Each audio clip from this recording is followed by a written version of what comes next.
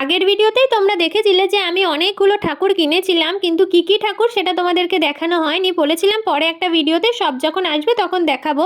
তো কিছু অফলাইনে কিনি আর কিছু অনলাইনে, কারণ আমার এখানে ঠাকুর ঘরটা সাজানোর জন্য আমার অনেক কিছু ঠাকুরই দরকার ছিল, তো সেগুলোই আমি একটা একটা করে কিনছিলাম। আর আমি প্রথমে ভেবেছিলাম যে আমি বাড়িতে একটা গোপাল নিয়ে আসবো। তো গোপাল নিয়ে আসার জন্য গোপালের জন্য যে ছোট ছোট বেড, তোষক আর বালিশ লাগে সেগুলোই আমি অর্ডার করেছিলাম। তো আজকে সেটা চলেও আসে, তো তোমাদের সাথে সেটা শেয়ার করলাম। আর দুটো ছোট্ট চৌকি অর্ডার করেছিলাম, আর করেছিলাম গোপালের জন্য নানান রকমের ড্রেস। তো সব কিছুই এই ভিডিওতে তোমরা দেখতে পাবে আমি কি কি অর্ডার করেছি। আর বেলুর মঠে আমি গিয়েছিলাম, সেদিনকা তোমাদেরকে দেখিয়েছিলাম আমি কিছু কিনি। তো সেদিনকে আমি বজরংবলী, মা কালী আর গণেশ ঠাকুর নিয়ে এসেছিলাম।